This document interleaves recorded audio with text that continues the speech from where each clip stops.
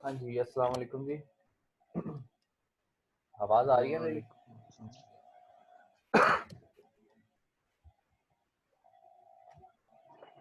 Yes sir.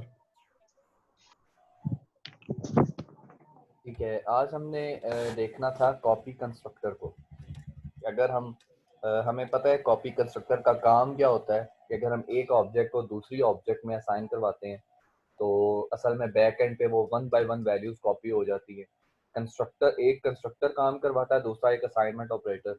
मतलब मैं अगर यहाँ पे मेन फंक्शन के अंदर इस पर्सन क्लास की अभी पहले इस प्रोग्राम को देख ले, इसमें क्या-क्या चीज़ें हैं। क्लास की डेफिनेशन को देख के आपको उसका सारा बिहेवियर पता चल जाता है। इसमें 3 डाटा मेंबर्स हैं और 4 फंक्शंस हैं। 2 उनमें से कंस्ट्रक्टर्स हैं, एक डिफ़ॉल्ट कंस्ट्रक्टर, एक पैरामीटराइज्ड कंस्ट्रक्टर और 2 फंक्शन है, एक सेट का फंक्शन और एक शो का फंक्शन। इनकी डेफिनेशन आपने देखनी है तो ये यहाँ पे इस स्टेटमेंट को बेशक रिमूव कर देते हैं, सिर्फ वैल्यूज़ असाइन हो, और यहाँ पर भी ये सी आउट को रिमूव कर देते हैं। तो इनमें कंस्ट्रक्टर में जस्ट वैल्यूज़ असाइन हो रही हैं जो पैरामीटर में पास करेंगे, और सेट के फंक्शन में जो पैरामीटर में वैल्यूज़ पास होंगी वो भी मेंबर्स को असाइन हो रही हैं। शो का फंक्शन उन वैल्यूज़ को प्रिंट करवा रहा है। तो दो तरह से values member by members copy होती हैं। एक, मैं अगर इस पर्सन की ऑब्जेक्ट बना लूँ P1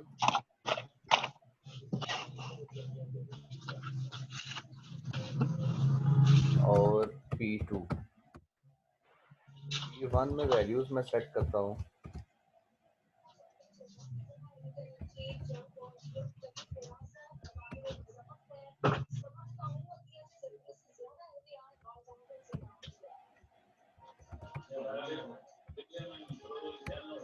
और मैं कह देता हूँ P2 इक्वल्स P1। एक तो ये है जिसमें वैल्यूज़ कॉपी होती हैं जी मेंबर बाय मेंबर्स।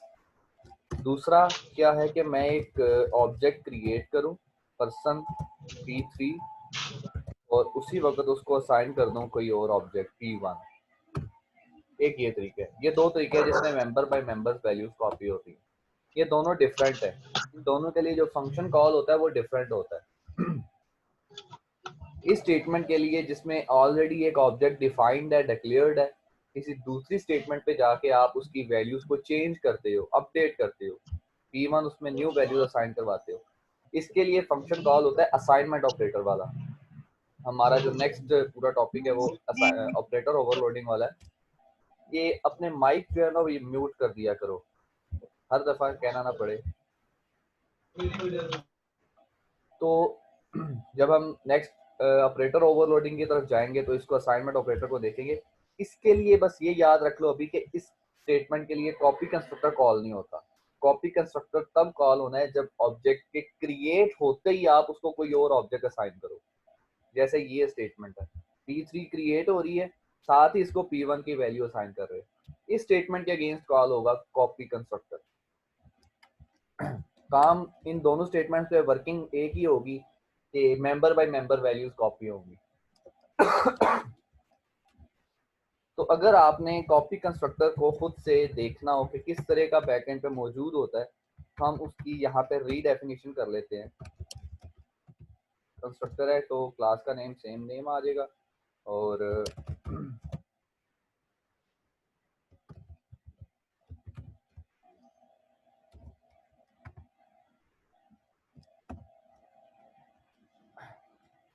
पैरामीटर के अंदर एक कांस्टेंट ऑब्जेक्ट आ जाएगी और बाय रेफरेंस हम इसको पास करवाएंगे। इसकी डेफिनेशन कर लेते हैं यहाँ पे।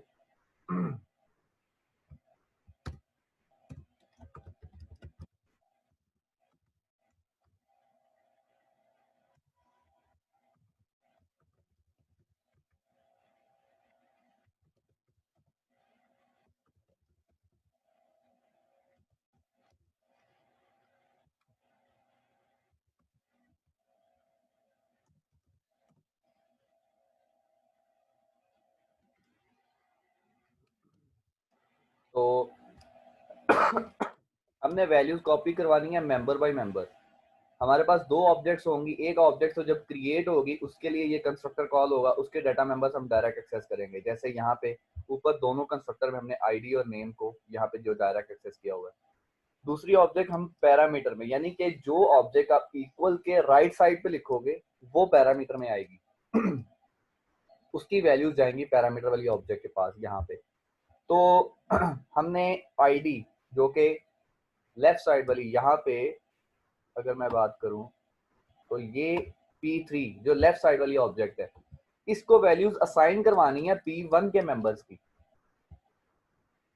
तो मैं इसकी आईडी डायरेक्ट एक्सेस होगी, आईडी इसको वैल्यू असाइन करवानी है जी obj.id। इसी तरह नेम obj.name एंड एज आ गई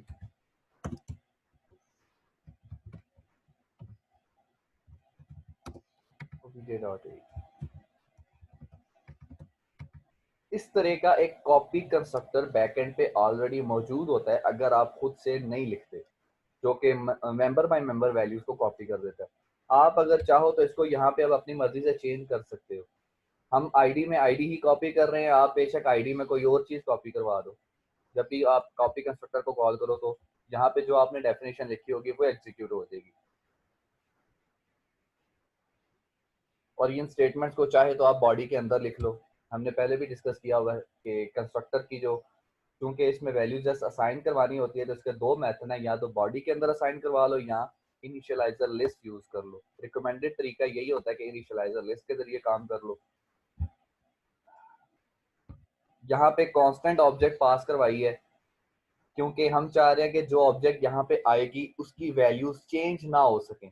हमने कांस्टेंट ऑब्जेक्ट पढ़ लिया हुआ वो क्या होती है बाय रेफरेंस, यानी कि जो न्यू मेमोरी एलोकेट ना हो। यहाँ पे जो लेफ्ट साइड पे ऑब्जेक्ट लिखी हुई है डायरेक्ट वही ऑब्जेक्ट उसी का एड्रेस हमारे पास आ जाए, P1 का एड्रेस OBJ के पास आ जाए, न्यू मेमोरी एलोकेट ना हो।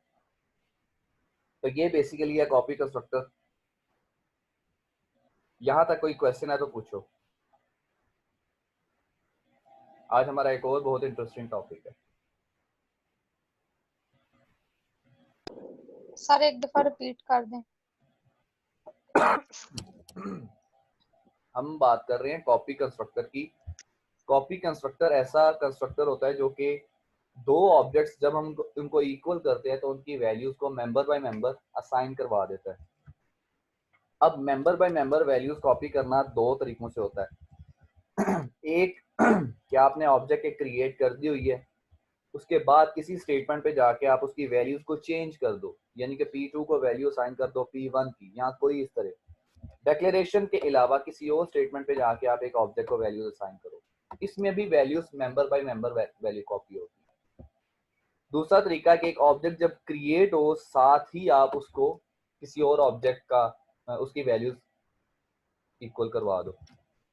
इन दोनों तरीकों से काम एक ही हो रहा है कि member by member values copy हो रही हैं, लेकिन याद रखने वाली बात क्या है वो ये है कि इस स्टेटमेंट के अगेंस्ट कॉपी कंस्ट्रक्टर कॉल नहीं होता। असाइनमेंट स्टेटमेंट का ऑपरेटर ओवरलोडिंग का फंक्शन कॉल होता है, वो भी बैकएंड पे मौजूद है। कॉपी कंस्ट्रक्टर कॉल होगा कि जब आप एक ऑब्जेक्ट क्रिएट करो और उसी वक्त उसको कोई वैल्यू असाइन करवाओ, किसी और ऑब्जेक्ट की वैल्यू, तब कॉपी कंस्ट्रक्टर कॉल होगा। तो ये इस कॉन्सेप्ट के बाद हमने देखा कि कॉपी कंस्ट्रक्टर बनाते किस तरह हैं। कंस्ट्रक्टर बनाने का तरीका वही है, जो क्लास का नेम है वही फंक्शन का नेम आ गया। पैरामीटर में आपको चूंकि दो ऑब्जेक्ट्स पे काम करवाना है तो पैरामीटर में एक ऑब्जेक्ट चाहिए होगी पर्सन टाइप की। हमने उस ऑब्जेक्ट को कांस्टेंट रख लिया ताकि इसकी वैल्यूज चेंज ना हो सकें, और बाय रेफरेंस पास करवा दिया ताकि मेमोरी कंजम्पशन कम से कम हो। अगर आप ये बाय रेफरेंस पास नहीं करवाते तो भी कोई इशू नहीं है, अगर आप इसको कांस्टेंट नहीं रखते तब भी कोई इशू नहीं है। तो यहाँ पे एक कॉलिंग ऑब्जेक्ट उसका मेंबर आईडी हो गया। पैरामीटर में जो आ रही है ओबीजे, यहाँ पे लेफ्ट साइड वाली ऑब्जेक्ट जो है, ये नीचे जो कोड में लेफ्ट साइड वाली ऑब्जेक्ट ये कॉलिंग है उस कॉपी कंस्ट्रक्टर के लिए। P1 ऑब्जेक्ट जो राइट साइड पे लिखी हुई है वो पैरामीटर में जा रही है ओबीजे के पास। तो ओबीजे के पास जब जाएगी, ओबीजे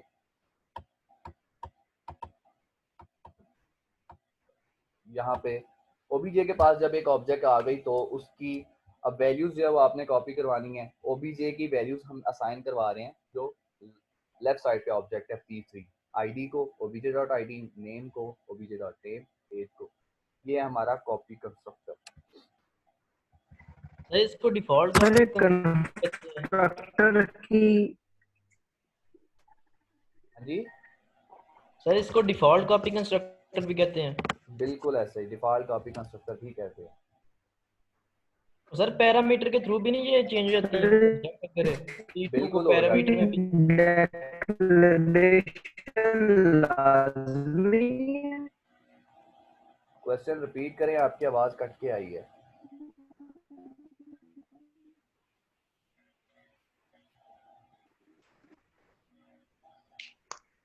सर इसकी डेक्लेरेशन क्लास में लाजमी देना है।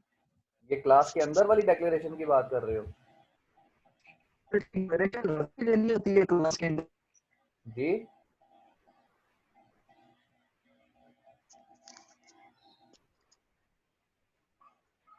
रिपीट करें, क्या कह रहे हैं? जी सर। इस डेक्लेरेशन की बात कर सर रहे मैं हैं? कह रहा था कि इसकी जो डेक्लेरेशन है हाँ कंस्ट्रक्टर की। जी सर। हाँ हाँ जी। सर ये लाजमी देना है कंस्ट्रक्टर की क्लास के अंदर। क्लास के अंदर तो डेक्लेरेशन मस्ट है ना, क्योंकि क्लास का ही ये मेंबर फंक्शन है। कंस्ट्रक्टर क्लास का ही मेंबर फंक्शन होता है ना। आउटसाइड क्लास कोई कंस्ट्रक्टर कंस्ट्रक्टर तो ऑब्जेक्ट क्रिएट करने के लिए, और ऑब्जेक्ट का डायरेक्ट लिंक क्लास के साथ है। तो क्लास के अंदर तो उसकी डेक्लेरेशन देना मस्ट है। कंस्ट्रक्टर किसी क्लास से सेपरेट कोई कंस्ट्रक्टर तो वो कोई चीज ही नहीं है। कंस्ट्रक्टर का तो डायरेक्ट लिंक क्लास के साथ है।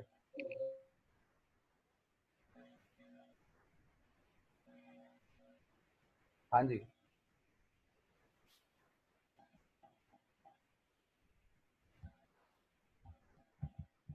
कॉपी कंस्ट्रक्टर सबको क्लियर है जी? Yes sir. ओके सर ठीक है। अब एक और इसका कॉन्सेप्ट देख लेते हैं। दो तरीकों से आप कॉपी कंस्ट्रक्टर को कॉल करवा सकते हो। एक तो ये असाइनमेंट ऑपरेटर, ऑब्जेक्ट जब क्रिएट हो साथ ही उसको असाइन करवा दो एक ऑब्जेक्ट को किसी की वैल्यू। दूसरा तरीका क्या है कि मैं एक ऑब्जेक्ट क्रिएट करूँ p4, और जिस तरह कंस्ट्रक्टर आपसे वैल्यू मांग रहा है उसी तरह आप पास करवा दो p2, यानी कि पैरामीटर में एक ऑब्जेक्ट दे दो। इन दोनों तरीकों से कॉपी कंस्ट्रक्टर एग्जीक्यूट होगा। ये बस तरीके हैं इसको एग्जीक्यूट करवाने के।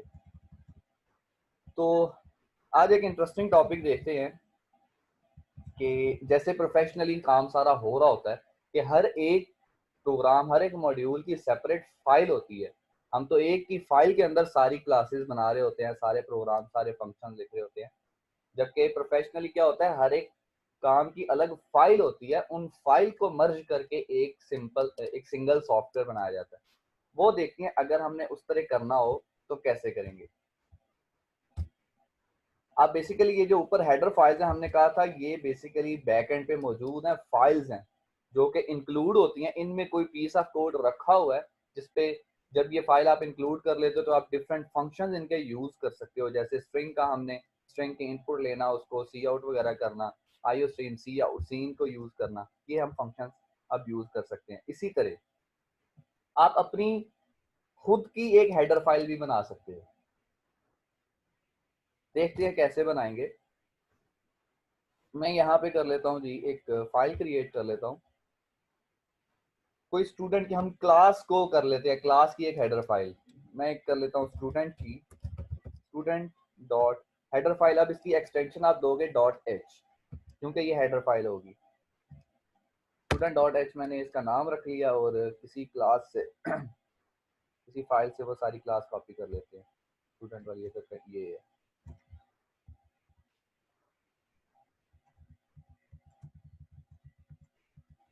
ये स्टूडेंट वाली है। इसमें जस्ट मार्क्स वगैरह है, कोई और देखते हैं।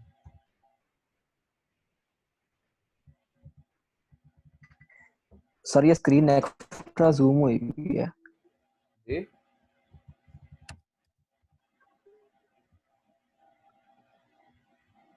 इसको कॉपी कर लेते हैं।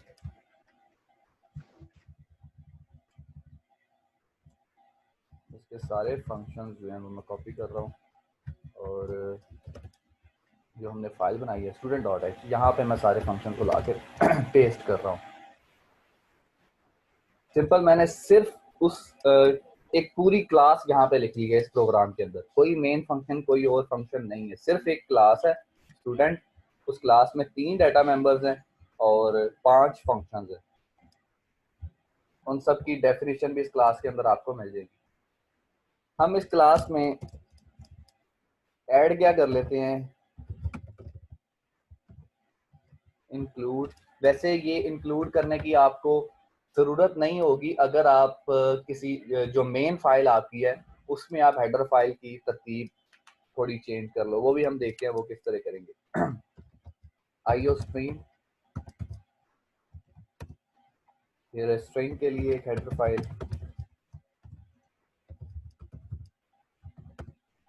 और आउट सीन के लिए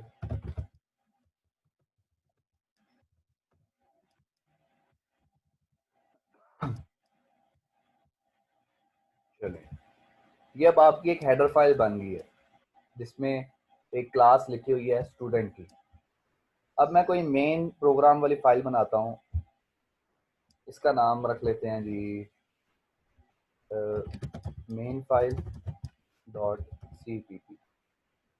आपने बस ये मेक श्योर करना है कि ये जो हेडर फाइल डॉट एच वाली फाइल और ये cpp वाली फाइल एक ही लोकेशन पे सेव हो, एक ही फोल्डर के अंदर हो, बस ये आपने मेक श्योर करना है। यहाँ पे मैं कर लेता हूँ जी इंक्लूड, वही हमारा जो डिफॉल्ट सारी स्टेटमेंट्स हैं।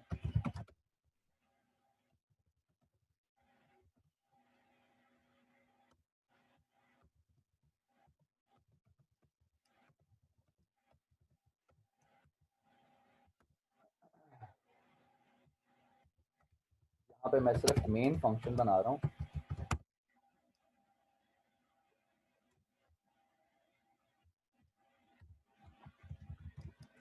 तो जब आप आईओ स्ट्रिंग या स्ट्रिंग वगैरह कोई भी हेडर फाइल इंक्लूड करते हो या मैथ डॉट एच वाली लाइब्रेरी आपने इंक्लूड की, तो आपको बेसिकली क्या फैसिलिटी मिली थी कि आप उस क्लास या उस हेडर फाइल के अंदर जो भी फंक्शंस डिफाइंड हैं उनको अपने प्रोग्राम में डायरेक्ट जस्ट फंक्शन कॉल लिख के यूज कर सकते हो। तो अगर आपने कोई एक्सटर्नल अपनी बनाई हुई हेडर फाइल ऐड करवानी है तो चूंकि वो एक फाइल नेम होगा तो आप फाइल नेम करवाते हो डबल कोट्स के अंदर, जो भी आपने उस फाइल का नाम रखा है उसका नाम यहाँ पे दो डॉट एच। अब ये आपके प्रोग्राम में इंक्लूड हो चुकी है। अब इस क्लास के अंदर जो भी आपने फंक्शनैलिटीज दी हुई हैं वो आप अपने प्रोग्राम में इस फाइल में डायरेक्ट यूज कर सकते हो। हमारे पास वहां पे एक क्लास है तो मतलब हम यूजर डिफाइंड ऑब्जेक्ट क्रिएट कर सकते हैं। अब हमारे पास यहाँ पे स्टूडेंट टाइप की ऑब्जेक्ट भी मैं क्रिएट कर सकता हूँ S1, कोई एरर नहीं है। मैं S1 के साथ वो सारी फंक्शनैलिटीज परफॉर्म करवा सकता हूँ जो मैंने अपनी क्लास के अंदर डिफाइन की हुई है। सेट का फंक्शन है वहाँ पे, तो सेट का फंक्शन यहाँ वैल्यूज, यहाँ पे सिर्फ नेम है तो मैं नेम वैल्यू पास कर देता हूँ। और वहाँ पे क्या क्या है अब ये आपको पता होगा जिसने क्लास की हेडर फाइल बनाई हुई है कि उसने इस हेडर फाइल के अंदर कौन कौन से फंक्शन रखे हुए हैं। हमारे पास यहाँ पे कौन कौन सा फंक्शन था, 2 कंस्ट्रक्टर थे, एक सेट का फंक्शन था, एक शो डाटा का फंक्शन था और एक नंबर ऑफ स्टूडेंट्स का फंक्शन था। मैं इन सब को यहाँ पे एग्जीक्यूट करवा सकता हूँ। कहाँ पे गया, S1 dot show data, data को शो करवा के इसको एक दफा रन करके देख लेते हैं।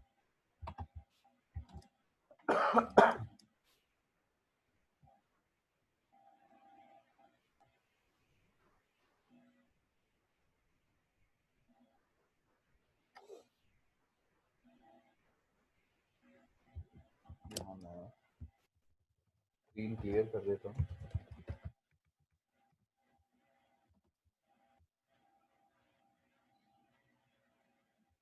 तो जो फर्स्ट ऑब्जेक्ट क्रिएट हुई, क्योंकि हमने यहाँ पे वो स्टैटिक वेरिएबल वगैरह बनाए हुए थे जो कि डिफॉल्ट में रोल नंबर खुद से असाइन करवा रहे हैं सिस्टम जनरेटेड रोल नंबर, तो 1 रोल नंबर और नेम अली।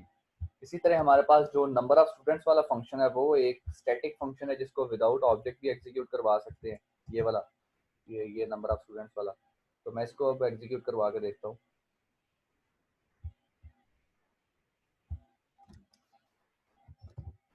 क्लास का नेम, नंबर ऑफ स्टूडेंट। अब ये एक ही ऑब्जेक्ट क्रिएट किया तो हमारे पास एक ही रिजल्ट आना चाहिए, नंबर ऑफ स्टूडेंट्स आर 1। तो ये वो तरीका है जिसमें हम बार बार बातें कर रहे होते हैं कि आपने क्लास में जो डाटा को हाइड कर देते हो या जो आप प्रोवाइड करते हो एनकैप्सुलेशन, एब्स्ट्रैक्शन जो प्रोवाइड करते हो कि जितना ज़रूरत है यूज़र को उतना ही उसको दिखाया जाए, उतना ही उसको एक्सेस दी जाए। सिर्फ सेट करने की एक्सेस देनी है तो सिर्फ सेट करने की एक्सेस दी जाए।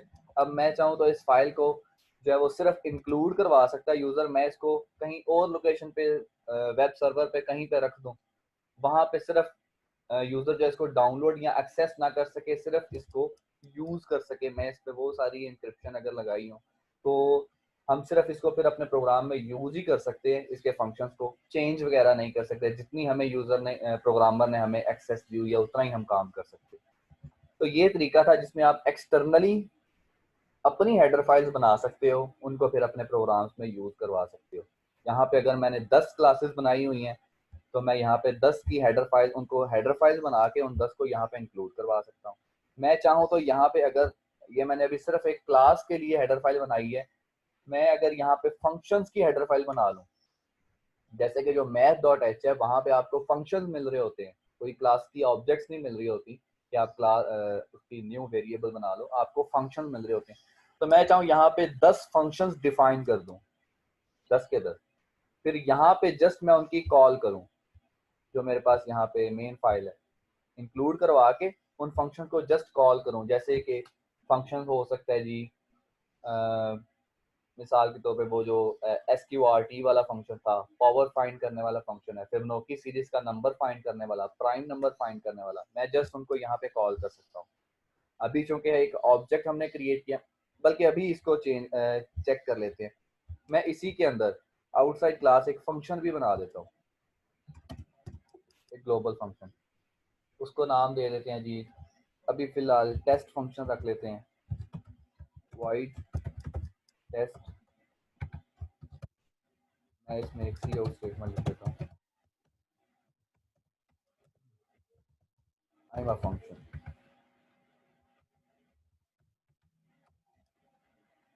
तो अब इस प्रोग्राम के अंदर मेन फाइल के अंदर मैं डायरेक्ट इस फंक्शन को भी कॉल करवा सकता हूँ, टेस्ट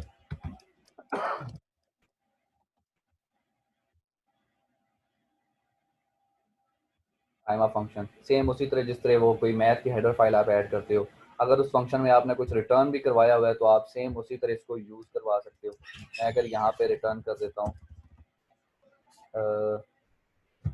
भूल कर देता हूँ या इंट कर देते हैं, इंट कुछ भी सी आउट करवा के मैं यहाँ पे रिटर्न भी करवा दूँ, रिटर्न 1।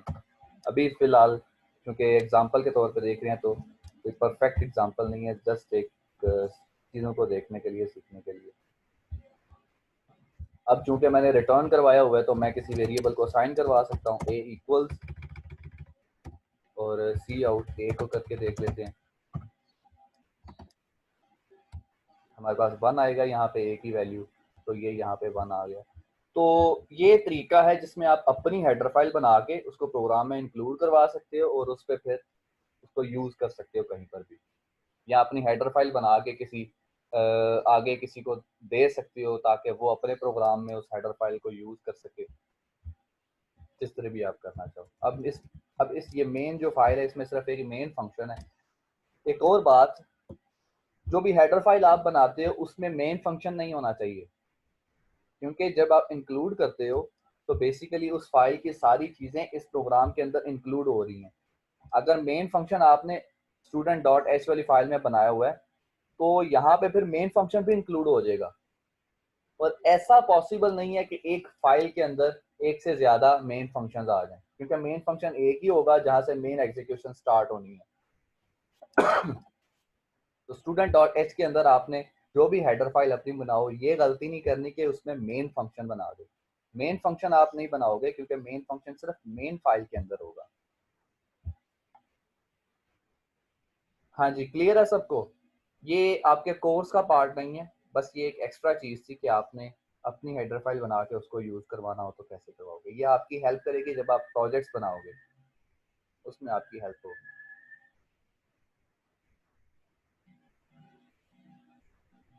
सबको क्लियर है जी? Yes sir. चलें ठीक है, टाइम भी हो गया, तो कल से इंशाल्लाह हम स्टार्ट करेंगे। हमारा ऑपरेटर ओवरलोडिंग रह गई है, उसको भी इंशाल्लाह हम स्टार्ट करेंगे। कोई क्वेश्चन है तो पूछ लो।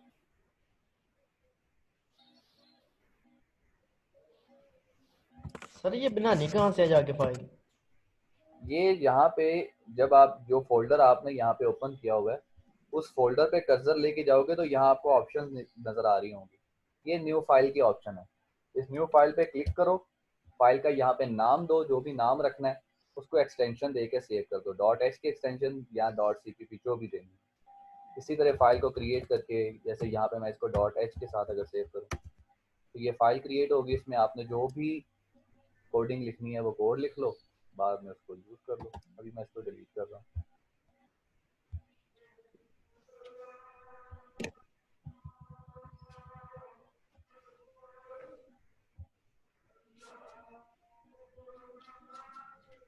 ठीक है जी? Okay sir. Yes sir. चलें जी, ठीक है, फिर इंशाल्लाह कल मुलाकात होगी। अल्लाह हाफिज़। अल्लाह हाफिज़।